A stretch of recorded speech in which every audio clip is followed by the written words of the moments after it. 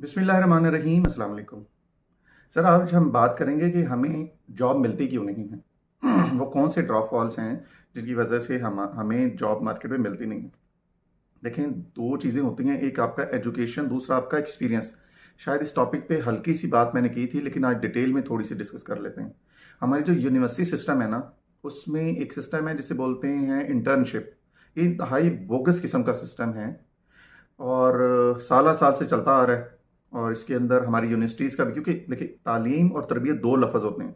अगर आपको education, theoretical education किताबों से और लेक्चर से मिल चुकी है ना, तो प्रैक्टिकल उतरने के लिए ना, किसी भी फील्ड में जॉब हासिल करने के लिए आपको तरबियत की भी ज़रूरत है। तरबियत का लफ्ज़ लोगों ने अक्सर अटैच कर लिया अखलाकियात के साथ।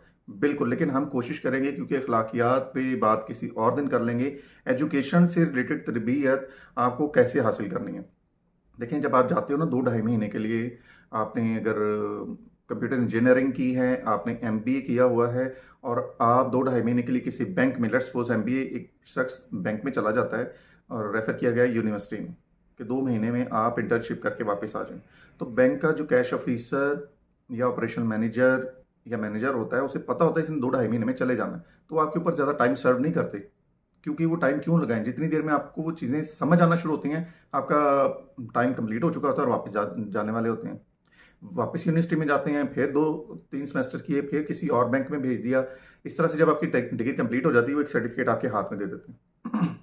और आप ये ज्यूम करते हैं कि अब आपको बड़ी अच्छी सी सैलरी की ऑफर आएगी और आप जॉब कर लेंगे। और ये एक्सपेक्टेशन हमारे पेरेंट्स की भी होती है, लेकिन ऐसा होता नहीं। उसकी एक रीज़न ये है कि एम्प्लॉयर जो आपसे डिमांड करता है ना, वो थ्योरेटिकल एजुकेशन ही करता। वो उन्हें एक वेल इक्विप्ड पर्सन चाहिए, जिसके पास नॉलेज प्लस एक्सपीरियंस बड़े हाई लेवल का हो। और बदकिस्मती से पाकिस्तानी या ऑल ओवर देखें ना, हमारे खत्े में, हमारे रीजन में, इंडिया हो, पाकिस्तान हो या बंगाल हो, जब लड़का क्वालिफाई करके निकलता है ना, तो उसे एक ईमेल तक लिखनी नहीं आती। बकाया काम उसने क्या करने हैं, उसे ईमेल प्रॉपर तरीके से, क्योंकि आप जो लेटर होता है ना, पुराने ज़माने में कहा जाता था शख्सियत की अक्कासी करता है।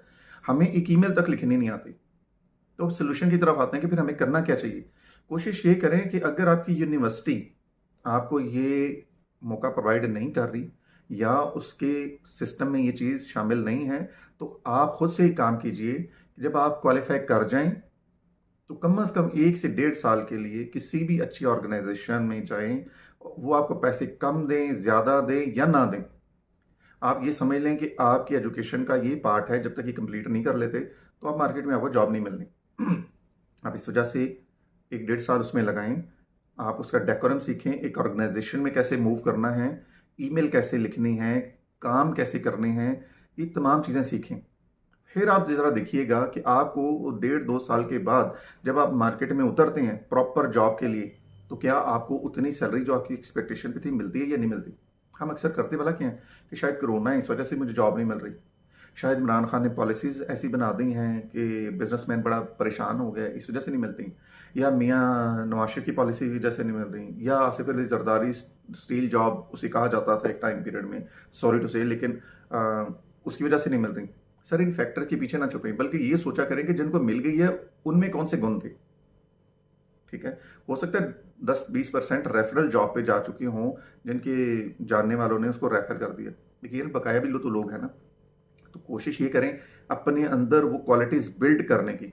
ये जो इंटर्नशिप प्रोग्राम है, ये बोगस प्रोग्राम है। इसको यूनिवर्सिटी के कहने पे चूंकि मैंडेटरी है तो ज़रूर कर लें, लेकिन क्वालिफिकेशन कंप्लीट होने के बाद आप देखिए, डॉक्टर भी तो हाउस जॉब करते हैं। उधर देखें, अगर चार्टर्ड अकाउंटेंसी में, तो आपको 4 साल के लिए वो भेजते हैं ऑडिट फील्ड में।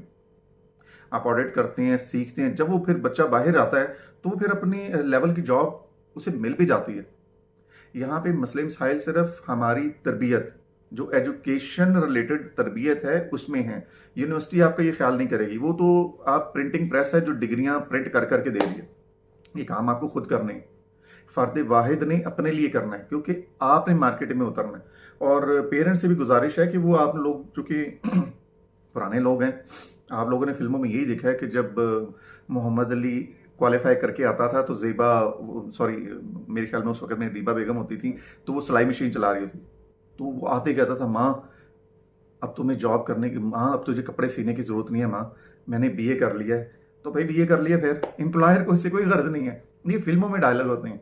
तो कोशिश ये करें पेरेंट्स भी थोड़ा सा सब्र का दामन हाथ में पकड़े रखें। जहां आपने इतनी काविश की है, उसकी महंगी फीसें, उसके हॉस्टल के अखराजात या बकाया अखराजात पूरे करने में थोड़ा सा उसे 1 से 1.5 साल प्रैक्टिकल होने में भी दीजिए, फिर देखिए रिजल्ट। अब वीडियो चूंकि काफ़ी लेंथी हो गई है, मुझे इजाज़त दीजिए। इंशाल्लाह इसी से रिलेटेड कुछ और टॉपिक पे बात करने के लिए दोबारा हाजिर होंगे। अल्लाह हाफिज़।